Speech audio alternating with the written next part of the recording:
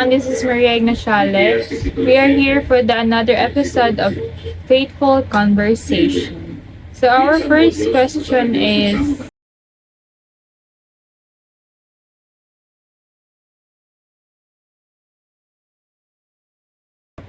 Do you think na if can question at tama feeling, kumbaga feeling di ka makasalanan so but remember we are not perfect because tao lang sa kita makasalag God is perfect.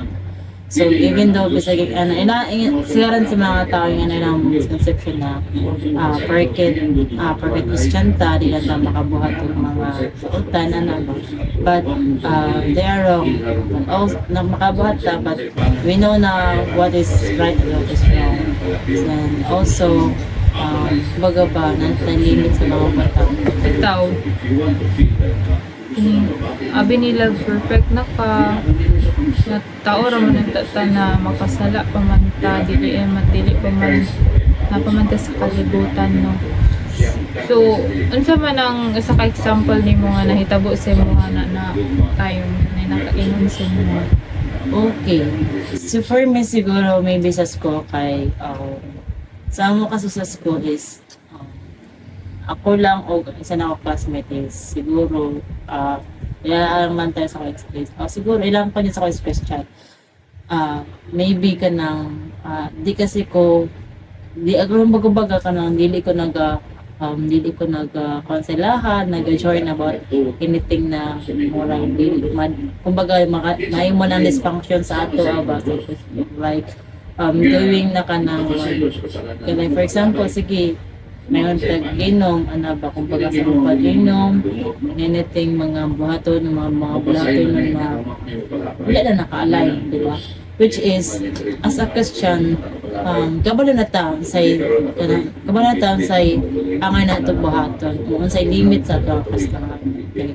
Siyempre, ang word ni ka nagpa-remind, salasab nagpa-remind sa ito, na yes, kanang kung magkinambuhi man tayong kalibutan na dapat nakalan sa baga ba siya mag-glory sa mga bato dili ang atong Wala siya specific na naitabo sa ko ang anaan dyan na pumakanan tungod sa ko sa kong faith tungod kay pagkailan ako kay Christ. No, I really work kaning ginatry jud na ko nga dili jud ko mapakyas jud labaw na in front of others sa mga dili Kristohanon, no, kay dara inon sila madali kung unsay kanang ikuan kanila ba i-judge kanila niya dili na nila na makita ang si Christ in you jud. I'm really aware jud sa jud ang ginahimo, especially dili lang man para sa mga tao but for the glory of God jud.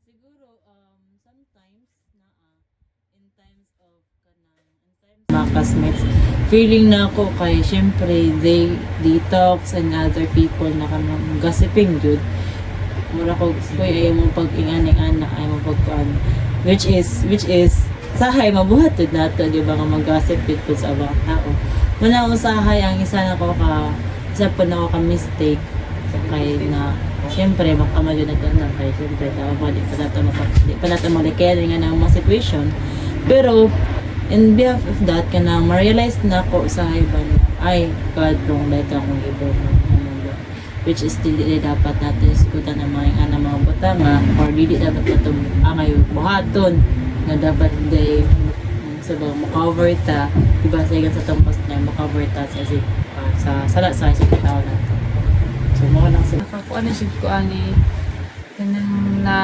overcome na jud nako siya dili jud ka makaingon jud na kani nabot ba ka sa point na kaning mo ana ka nga glory to God pero usahay nabot dili sa glory to me tana jud na hypocrisy jud na nimo kay usahay makalimot na day ka nga na glory to me na nakuha na gusto na nun ka og glory sa lain tungod sa imong nakuha nga gift from God so kada sa kuan na is one nga naagihan ako nga hypocrisy jud which is dili gid siya tama kay glory to God jud dapat. Pero kanang mga kita ng inatawag na hypocrisy abi kanang inner kay moabuti ng glory to me, which is that is not kanang mind as someone nga mo alagad sa Ginoo, as someone mo alagad sa Ginoo dili nimo kailangan og spotlight jud sa uban kay you will do behind the scene jud maskin pag wala ka sa worship team, kung wala ka sa lain ministry, you are in kumbaga kanang cleaning. This example of serving na dili na nimo kailangan pag spotlight, so doing things for His glory jud, not for the people. Yes, that's correct, Maria, because sometimes dili nato kinahanglan o kumbaga dili ta kinahanglan og i-praise nga na mga point na marag feeling nato na para sa ubang tao marag mas kumbaga ba mo gawas ang mo taas atong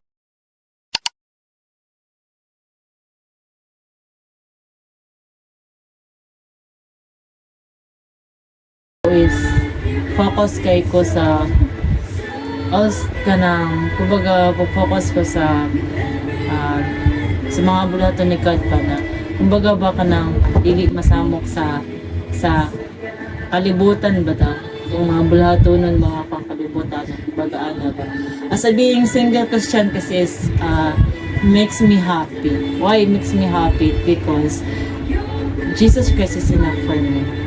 Jesus Christ gave me joy in my life.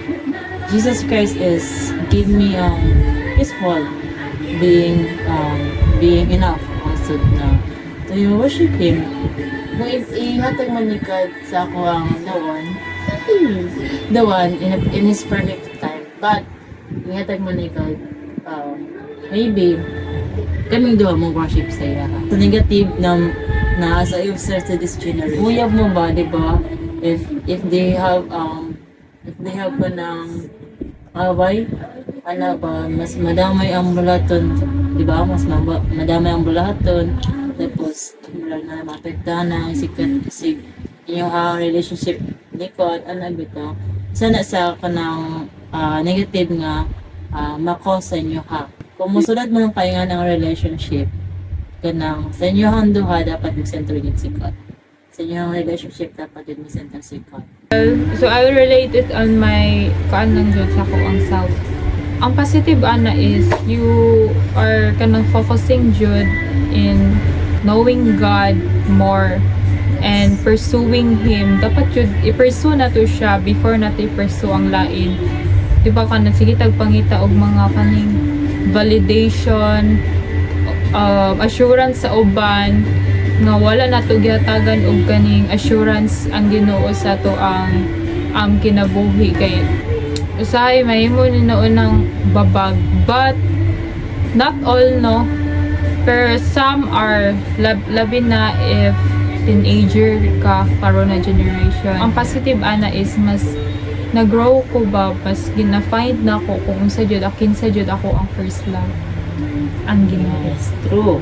Lagaw. Even though nga maabot na ang ihatag sa Ginoo in His right time, I am stable jud na sa ako ang relationship sa Ginoo. Dili na ko siya kailangan ang someone kay I already established the relationship with the Lord nga wala pa siya. So ang negative ana is nang maskin pag mo naka strong independent ka pero makita gyapon ka guban ka hello may pasila ana. Ang negative ana kay ma-neglect na ninuon nimo ang tinuod nga nagahulat sa imuha ba. So ang nagahulat mao ang Ginoo. For non-bias no, dili man tanan jud nga relationship will get through that nga mga negative effects. Kay there are some jud that they center Christ in their relationship, which is good. Kay if you center God in your relationship, di ba kay naay peace, righteous, joy jud na ihatag ang Ginoo. So padayon lang ang single and taken dira kay we are all valued, loved by God. Mo siya nga God's voice na. Ako, may so ko lang may hanap ko pag God's voice na siya. Kung mo-flow sa mo-flow sa mga Holy Spirit na ni God pa, like kumbaga nag-remind na sa imo haba bitaw na kani kanang nga buhaton kani kanang mali na ni mga gibuhat. Kumbaga ba nagahong sa mga Holy Spirit bitaw na okay mali na pa maragana ba. So There's conviction. Yes, there's conviction sa mga kagalingon na pagsigad na mga lok sa mga kagalingon.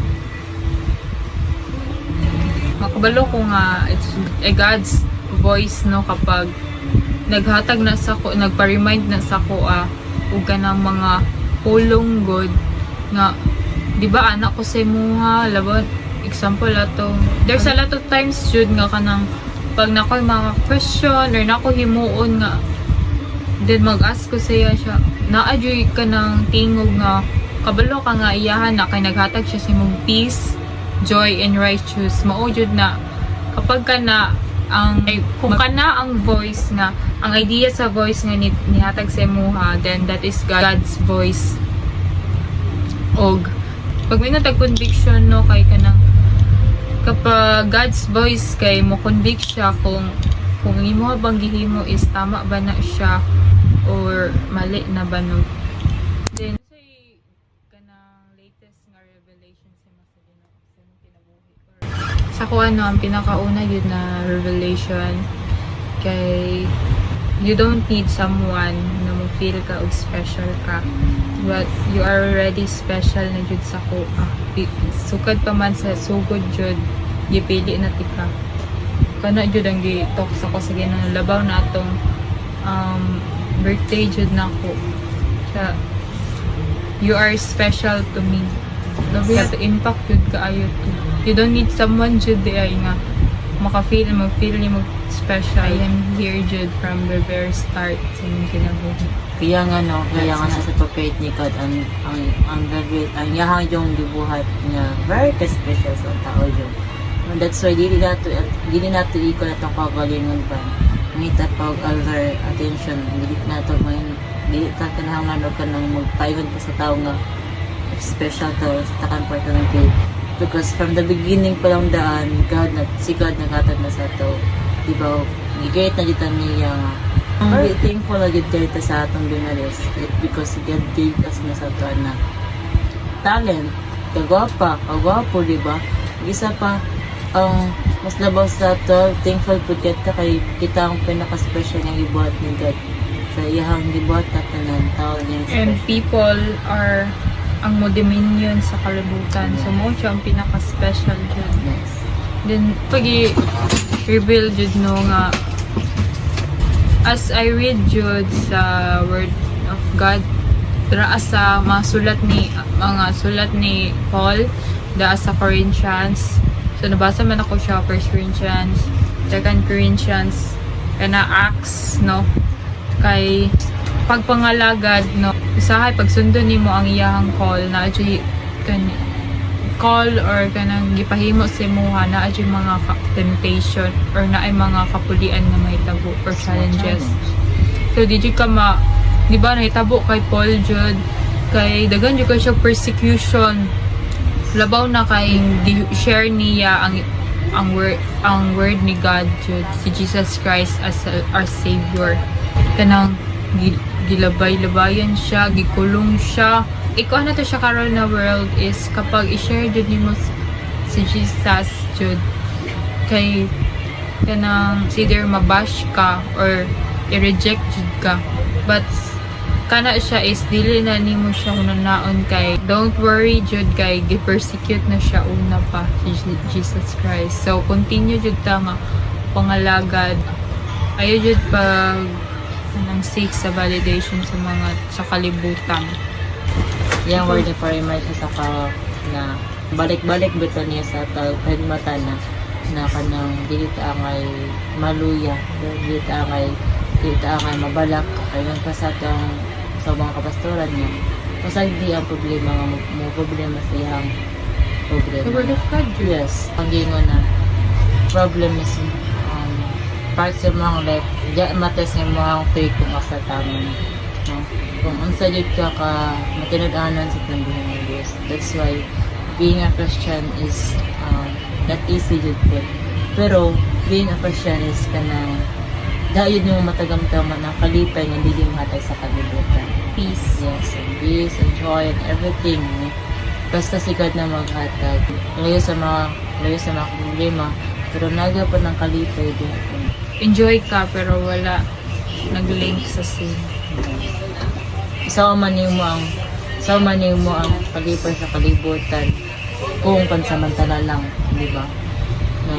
Isaw man mo ang padakat sa humano, everything as yung mga kung pansamantala lang na yung kalipay, no? Which is, ang gapin ni God sa ito ay dili pansamantala, dili pang habang buhay na kalipay. What is happiness and joy? Tingala, ganina, our topic should sa mga pastor, redeeming the joy of my salvation. 3 years na ko nga nangalagad sa kambuhi na Diyos, but all those 2 years should late kay there is still something na mga tanag ka, there is still void ba ako langon, but lately this year jud the void was filled na jud, and that is the word of God, Jesus Christ. Si Jesus Christ ang naghatag sa kuha og joy, and that is because also siyang salvation, no, ang kaning voidness within me was filled na, was Mataglak ang natong naning kalibutan na malay lang kada sa tubig na Diyos. Kanang yada sa tubig na Diyos na dunay kalipay bitaw na sa tanan niya mapagtura sa ato ay kalipay nga kalipay sa ato. Kanang una, thankful ta kay nadawat ato Jesus Christ sa atong life. Akana pa lang ganidan pag ni Jesus Christ, pag sacrifice sa ato ni Jesus Christ sa ato is kanang nangita po tagtao nga kanang pakuan bitaw kagawasan sa ato. someone jud nga Someone nga pwede na ito kagawasan sa problem, nga pwede na ito i-hug, nga pwede na ito i-share, no? kay maskin pag God, Holy Spirit can comfort us, siya man jud ang comforter, but as some tao man ta, kailangan jud na to physical jud na mo. Comfort food sa atin. Ngayon tagtao po nga, kasabay ganito na ito. Despite, unang-unang yun si Jesus Christ. Tapos, kaduhan ako nga, ginasandalan yun na ako in times of mga problems or everything.